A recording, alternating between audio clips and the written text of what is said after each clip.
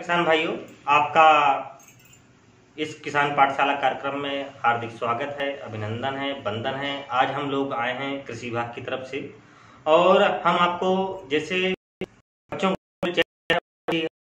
का यानी किसानों का एक स्कूल चलाएंगे 2 दिन आपके गांव पर जो है।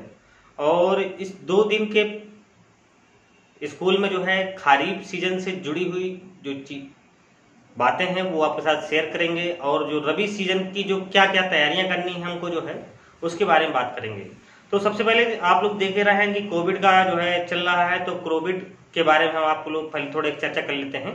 फिर उसके बाद हम लोग चलेंगे जो है क्या क्या करना है हमको खरीफ सीजन के लिए और कैसे क्या यूज करना है उर्वरकों और बीजों और रसायनों का, इसके बारे में भी चर्चा करेंगे। तो पहले हम लोग चलते हैं कोरोना काल में कृषि कार्य करते समय अपनाने वाली सावधानियां क्या क्या हैं। तो नंबर 1 पे पहली बात आती है सभी प्रकार के जो हमारे कृषि कार्य के पहले या बाद में सबसे पहले हम हाथ धुलें और सैनिटाइजर का यूज करें। दूसरी बात है कार्य करते समय आंख, मुंह, नाक, हाथ से न छुएं ताकि संक्रमण से बचे रहें।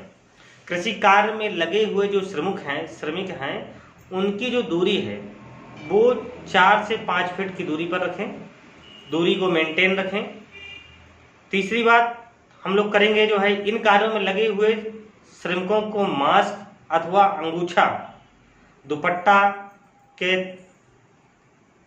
द्वारा मुंह को अच्छी तरह से ढके रहें, नाक को ढके रहें।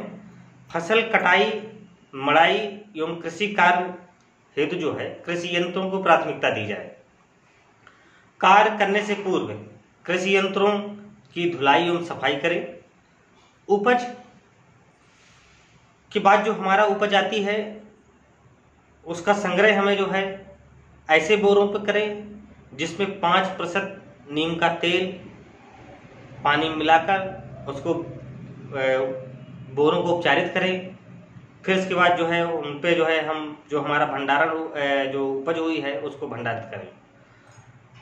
दूसरी बात हम लोग बात करेंगे जो है उर्वरकों तथा राशन की दुकानों पे जो पॉस मशीन होती है इसको अंगूठा लगाने के बाद या उसको छूने के बाद जो है हम हाथ जरूर धुलें और सैनिटाइजर का प्रयोग करें। फिर इसके बाद हम लोग चलते हैं कि जो है खरीफ फसल प्रबंधन के बारे में बात करेंगे। तो खरीफ फसल प्रबंधन पे हम लोग कैसे करें जो है उसके बारे में हम लोग चर्चा करेंगे। तो खरीफ फसल प्रबंधन में जो है हम लोग बात करेंगे सबसे पहले जो है उर्वरक का प्रबंधन हम लोग कैसे करें। उर्वरक है बड़ी महंगी चीज है। अगर देखा जाए तो फसल उत्पादन के लिए बीज, उर्वरक, कृषि रक्षा रसायनों में जो है उर्वरक हमारा सबसे महंगा और महत्वपूर्ण है। तो हम लोग उर्वरकों की पहले बात करते हैं, उर्वरकों को हम लोग कैसे प्रयोग करना चाहिए। तो जैसे सबसे पहले मुख्य पोषक तत्वों पर आती है नाइट्रोजन, फास्फोरस और पोटास। तो हम नाइट्रोजन की बात करेंगे, यानी तो नाइट्रोजन हम लोग क्या डालते हैं, सबसे पहले यूरिया लेते हैं। तो यूरिया का हम लोग यूज के बारे में बात करते हैं। तो यूरिया में क्या होता है, इसमें नाइट्रोजन पाया जाता है और नाइट्रोजन पौधों को हरा रखने, उनकी वानस्पतिक वृद्धि के लिए आवश्यक है। इसकी सहायता से पौधे प्रकाश में अपना भोजन बनाते हैं। इसलिए यूरिया का प्रयोग बुआई के तथा खड़ी फसल में वानस्पतिक वृद्धि के लिए 2 से 3 बार करें। दूसरी बात करेंगे किसान भैया, हम लोग बात करेंगे किसान भाइयों जो यूरिया खेत में प्रयोग करते हैं उसका लगभग 30 से 40% ही पौधों के द्वारा इस्तेमाल हो पाता है। शेष जो मात्रा होती है 60 से 70% वह पानी में घुलकर नीची सतह पर या खेत के बाहर अथवा तापमान की दशा में वाष्प के रूप में उड़कर हवा में चला जाता है। यूरिया का प्रयोग खेत में उचित नमी पर ही करना चाहिए। ऐसा नहीं कि जो है हमारा खेत सूख गया हो और हम यूरिया का प्रयोग करते हैं, उसमें होगा क्या, यूरिया का दाना जो है वैसे ही पड़ा रह जाएगा। दूसरी बात, यूरिया का प्रयोग ऐसे समय पर करें जिसमें खेत पर नमी हो। ऐसा समय मत करें जैसे खेत में देखें आप लोग जो है पानी भरा हुआ आप यूरिया का प्रयोग करते हैं, उसमें क्या होगा कि जो यूरिया है हमारी वो पौधों को नहीं प्राप्त होगी, वो वाष्प बनकर जो है सीधे हमारे वायुमंडल पे जो है उड़ के चली जाएगी। तो यूरिया का प्रयोग ऐसे समय करें जिस समय देख लें खेत पे घुस के कि हमारे पैरों में मिट्टी न लगने लगे, उस समय यूरिया का प्रयोग करें। यूरिया के घोल के छिड़काव के द्वारा भी इसकी उपयोग क्षमता बढ़ाई जा सकती है। पौधों के पोषण के लिए नाइट्रोजन के अलावा अन्य पोषक तत्व की जरूरत होती है, जैसे फास्फोरस। तो हम फास्फोरस की बात करते हैं तो फास्फोरस के लिए हम लोग डीएपी का प्रयोग करते हैं। डीएपी में है क्या, इसमें नाइट्रोजन की जो मात्रा है वो 18% होती है और फास्फोरस जो होता है 46% होता है। तो हम फास्फोरस की पूर्ति के लिए डीएपी और सिंगल सुपर फास्फेट का प्रयोग करते हैं। सिंगल सुपर फास्फेट यानी एसएसपी। तो फास्फोरस की पूर्ति पौधों के लिए जो आवश्यक है वो 60 से 65% मात्रा पौधों द्वारा उपयोग में होती है। शेष जो मात्रा होती है वो नाइट्रोजन की तरह बर्बाद हो जाती है। फास्फोरस भी जो है हमारा ऐसा तत्व है जो जैसे नाइट्रोजन आवश्यक है पोषक तत्वों में जो है, वैसे फास्फोरस भी आवश्यक है। फास्फोरस तत्व मिट्टी की तरह जो हो फास्फोरस जो तत्व होता है वो नाइट्रोजन की तरह है, चलायमान नहीं होता है। जहां पे आप डाल देंगे फास्फोरस को वो वहीं का वहीं पड़ा रह जाएगा। तो या फिर जो है पौधे की जड़ जब बढ़ेगी तो फास्फोरस तक पहुंचेगी तब वो उसको ग्रहण करेगा, नहीं वहीं के वहीं पड़ा रह जाएगा। इसलिए फास्फोरस का जो प्रयोग है यानी डीएपी का जो प्रयोग है वो पहले फास्फोरस नीचे डालें यानी डीएपी डालें, फिर उसके ऊपर बीज डाल दें, ताकि जैसे हमारा बीज जमे तो उसकी जड़ तुरंत फास्फोरस पे पहुंच जाए यानी डीएपी पे पहुंच जाए। तो उससे होगा क्या कि हमारी जो पौधे की ग्रोथ है बहुत अच्छी हो जाएगी। नहीं अन्यथा की दशा में होता क्या है, फास्फोरस जहां पर यानी पड़ा रहेगा वो वहीं पर मिट्टी कणों चिपका रहेगा और उससे जो है कोई लाभ नहीं मिल पाएगा हमको। तो इसलिए आवश्यक है जो है कि फास्फोरस के जमाव पर ही यूज करें। यूरिया, डीएपी, एसएसपी, अन्य रासायनिक उर्वरकों की उपयोग क्षमता अर्थात इसमें उपलब्ध तत्वों द्वारा अधिक उपयोग किए जाने के लिए, यानी अगर हम यूरिया का प्रयोग करते हैं तो ऐसे खेतों पे करें जहां पर वर्मी कंपोस्ट, गोबर की खाद आदि भी हो, तब तो हमारा इसका अच्छा लाभ मिलेगा। अन्यथा की दशा में जो है हमको लाभ नहीं मिलेगा। खेत में अब मशीनीकरण के द्वारा पशुओं का प्रयोग कम हो गया है, जिससे किसान भाइयों को अब जो है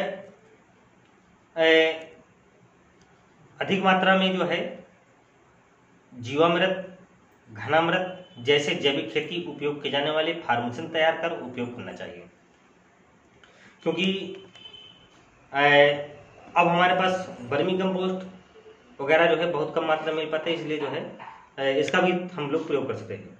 मिट्टी में केवल उर्वरक डालने से ही पौधों को प्राप्त नहीं हो जाता है, बल्कि इन तत्वों की घुलनशीलता एवं पौधों द्वारा सोखने योग्य बनाने है तो मिट्टी का तापमान, नमी, मिट्टी में पाए जाने वाले असंख्य सूक्ष्म जीवों की महत्वपूर्ण भूमिका होती है।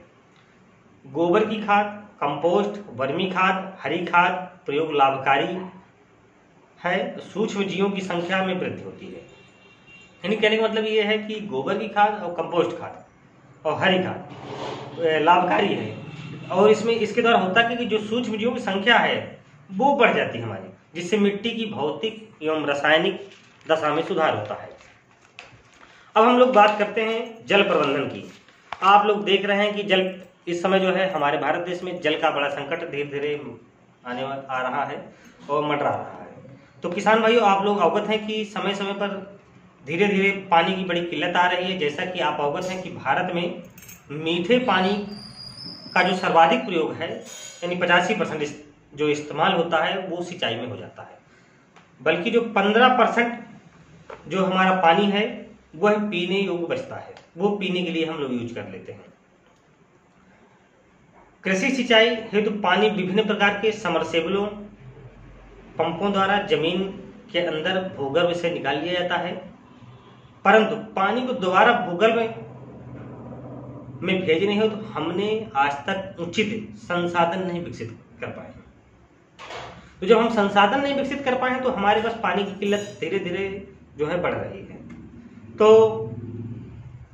देख रहे हैं कि उत्तर प्रदेश में हर साल जो है हमारी 25 से 30 सेंटीमीटर, भारत में भी जो है हमारे भारत में भी जो है 25 से 30 सेंटीमीटर प्रति वर्ष वर्षा की गिरावट हो रही है। वर्षा जल में अवशोषित होकर भूगर्भ में जाता है। तो 25-30 सेंटीमीटर हर साल जो है हमारी वर्षा में कमी आ रही है, तो हमारा रिचार्ज कैसे होगा? तो हम लोग रिचार्ज के बारे में बात कर रहे हैं। अधिक वर्षा होने पर खेतों में से बह तालाब में इकट्ठा होता है और नदियों में नदियों में है होता है वो में चला जाता है।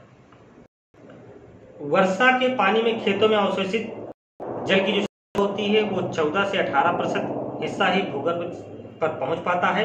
शेष पानी तालाबों, झीलों, नदियों में चला जाता है। भूगर्भ जल को रिचार्ज करने हेतु तालाब सबसे महत्वपूर्ण है, जिसके संरक्षण की जिम्मेदारी हमारी है। लेकिन परंतु आज की स्थिति ये है कि हम लोगों ने तालाब को पाट डाला है और उसमें हम लोग खेती करने लगे हैं, मकान बना लिए हैं। तो जब हम लोग मकान बना लिए तो धीरे धीरे है क्या कि जो तालाबों की संख्या वो कम हो गई है, जिससे पानी की जो किल्लत है वो दिन पे दिन जो है बढ़ती चली जा रही है। इसको देखते हुए भारत सरकार, राज्य सरकार, हमारी उत्तर प्रदेश गवर्नमेंट जो है कृषि विभाग के द्वारा खेत तालाब योजना में किसानों को अनुदान भी मुहैया करा रही है। तो खेत तालाब योजना के अंतर्गत हमारे उत्तर प्रदेश सरकार के द्वारा 2 प्रकार के तालाबों का निर्माण किया जा रहा है, जिन पे अनुदान भी दिया जा रहा है। एक तालाब है जो है लघु तालाब। लघु तालाब जो है इसकी जो लंबाई, चौड़ाई और गहराई है वो लंबाई का जो है रहेगा 22 मीटर, चौड़ाई रहेगी इसकी 20 मीटर और जो गहराई रहेगी यानी नीचे तक जो है गहरा रहेगा जो तालाब वो 3 मीटर है। इसमें लगभग 1 बीघा से कम जमीन पे जो है ये तालाब खुद जाता है। इसकी जो क्षमता है इसमें पानी भरने की वो 1.48 हेक्टोलीटर पानी भरने की क्षमता है। अगर हम इसकी सिंचन क्षमता की बात करें तो 1.8 यानी लगभग 12 बीघे तक की सिंचाई हम कर सकते हैं। वो भी कब? जब सिंचाई हम 5 सेंटीमीटर गहराई पे करें। इस पे जो अनुदान है वो गवर्नमेंट हमारी जो है 52,500 रुपये का अनुदान दे रही है। दूसरी बात आती है मध्यम तालाब की। इस तालाब को जो साइज है वो इसकी लंबाई है वो 35 मीटर है, चौड़ाई 30 मीटर है, ऊंचाई जो है वो 3 मीटर है, वो सॉरी गहराई जो है 3 मीटर है, जिस पर अनुदान 1,14,500 है। इसकी जो क्षमता है पानी भरने की वो 2,684 हेक्टोलीटर पानी भरने की क्षमता है। सिंचन क्षमता अगर बात करें तो 3.17 यानी हेक्टेयर, लगभग यानी 20 बीघा जो है जमीन हम इससे सींच सकते हैं। और तो हम लोग क्यों ना जो है जो उत्तर प्रदेश सरकार हमारी जो है चला रही इन योजनाओं को जो है खेत तालाब योजना अंतर्गत जो है तो उनका हम यूज कर सकते हैं। या तो फिर हम जैसे खेत तालाब इस मान लीजिए हमारे पास कम खेत हैं तो उनके लिए भी हमारे पास संसाधन जो है उनको हम लोग करें। आधे एकड़ के तालाब से करीब 7,000 से 8,000 घन मीटर बाढ़ के जल को भूगर्भ के रूप में रिचार्ज किया जा सकता है। यानी अगर आधा एकड़ का भी तालाब है तो लगभग 700-800 मीटर जो है घन मीटर पे जो हमारा बाढ़ यानी बरसात का पानी है, अगर उसको हम लोग भर लेते हैं उन तालाब पे जो है तो हमारा भूगर्भ रिचार्ज का काम करेगा। किसान भाइयों, हमें ऐसी व्यवस्था करनी है कि जो जल अधिक से अधिक जमीन में जाए। जितना जल हम अपनी फसलों को सींचने में लगाएं उतना जल वापस जमीन के भीतर भी चला जाए। हम लोग ऐसी व्यवस्था करनी चाहिए। हम लोग तो समरसेबुल के माध्यम से, जैसे पहली बात भी हुई है, जो समरसेबुल के माध्यम से हम निकाल तो लेते हैं, लेकिन उस पर जो है आज तक हम लोग ये टेक्नोलॉजी विकसित ही नहीं कर पाए कि जो है उसमें पानी डाल सके, यानी वो वापस जमीन पर पानी दे सके। तो उसके लिए भी जो है हम लोग किसान भाई खेत में, अगर हमारे पास कम खेत है तो हम लोग खेतों पे अपने मेड़बंदी बनाएं अगर मेड़बंदी हम लोग कर देते हैं 3 फीट चौड़ी 2 फीट ऊंची मेड़ अगर बनाते हैं तो इससे जो वर्षा का जो जल होगा वो हमारे खेत पे रहे, यानी खेत का पानी खेत में ही रह जाएगा, वो अदर नहीं जाएगा, ना तो वो नालों के माध्यम से नदियों में, ना तो नदियों के माध्यम से जो है वो समुद्र पे। और समुद्र पे जब पानी चला जाता तो उसका कोई बचता नहीं, उचित नहीं बचता उसका जो है, क्योंकि वो खारा हो जाता है। खेत में जितना पानी रुकेगा उतना अधिक जमीन में अवशोषित होगा। यदि अधिक पानी बरसता है तो जल पुराने और नए बनाए गए तालाबों में इकट्ठा होगा। आज हम सभी ऐसे बहुत सारे क्षेत्र को जानते हैं जहां पर 1 दशक से पूर्व पानी की गहराई पर उपलब्ध था, परंतु आज पानी का स्तर काफी नीचे चला जा रहा है।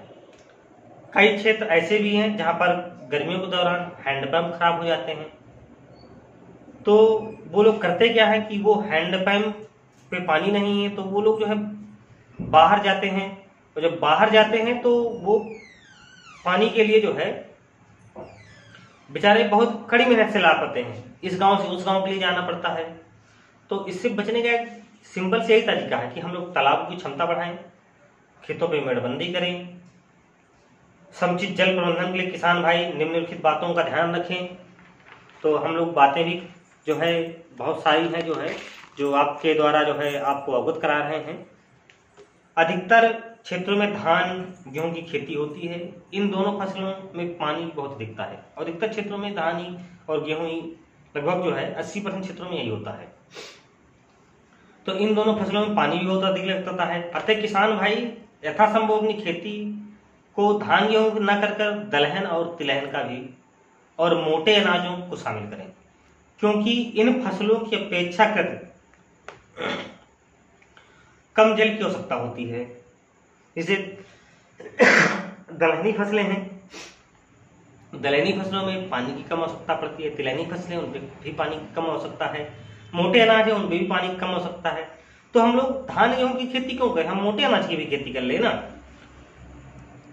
अब हम लोग देख रहे हैं कि बुंदेलखंड पे है, बुंदेलखंड का जो इलाका है यहाँ पर बहुत अच्छी दलहनी और तिलहनी के लिए जो है बहुत अच्छे चांस हैं। यहाँ पर अगर चना है, मटर है, मसूर है, सरसों है, अलसी है, लाही है, अगर इन फसलों का यूज करें, जैसे खरीफ का मौसम है, खरीफ में हमारे बहुत सारे किसान भाई हैं जो है जो धान का फसल ले रहे हैं, जो धान की फसल हमारे बुंदेलखंड के लिए बिल्कुल जो है उपयोगी नहीं है। इससे जो है हमारा पर्यावरण भी जो है संक्रमित हो रहा है, हमारा जो वाटर रिचार्ज है वो भी हमारा कम हो रहा है, जिससे हमें आने वाले समय जो पीने के पानी है उसके लिए भी किल्लत उठाना पड़ सकता है। तो बुंदेलखंड के लोग जो है हमारे किसान भाई जो है अधिकतर हम लोग अनुरोध करें कि दलहन और तिलहन एवं मोटे अनाज की खेती शामिल करें। दूसरी बात, हम लोग नहरी क्षेत्रों में सरकारी ट्यूबवेल की दशा में किसान भाई आवश्यकता से अधिक पानी खेतों में भर देते हैं। उससे होता क्या कि पानी की बर्बादी है, उससे फसल को हमारे कोई लाभ नहीं मिलता। जिस प्रकार पानी फसल के लिए आवश्यक है उसी प्रकार जल भराव फसल के लिए नुकसानदायक भी है। तो खेतों में जो हम लोग सिंचाई करें वो छोटी छोटी क्यारियां बनाकर करें। यथासंभव हो तो सिंचाई के लिए स्प्रिंकलर ड्रिप इरिगेशन प्रणाली का उपयोग करें। इसमें 30 से 35% जल की बचत की जा सकती है। 30 से 35% अगर जल हमने बचत कर ली तो बहुत अच्छी बात है हमारे लिए जो है।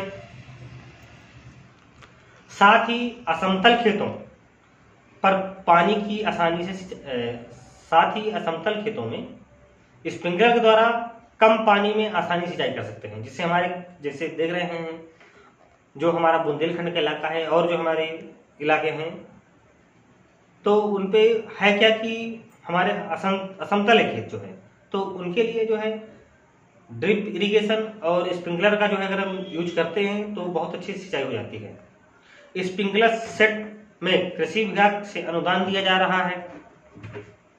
जो अनुदान की राशि है वो लगभग 50% है। यदि पानी पौधों के लिए आवश्यक है तो जल भराव उतना ही नुकसानदायक भी है, ये आपको हम लोग चर्चा कर ही रहे हैं। क्योंकि अगर ज्यादा पानी हो गया तो फसल आपकी सड़ जाएगी, जब सड़ जाएगी तो आपको लाभ ही नहीं मिल पाएगा। जो आपने लागत लगाई है खाद, बीज और रसायन में जो डाले हैं वो जल भराव के कारण सिर्फ आपका चला जाएगा, आपकी पूरी मेहनत में खराब हो जाएगी। तो जल भराव ना करें, अगर जल भराव करें तो उचित निकासी का भी प्रयोग करें, ताकि जो है तुरंत जो है जल भराव हो तो आपके पानी की निकासी रहेगी तो तुरंत निकल जाएगी खेत से, तो फसल जो है आपकी बच जाएगी।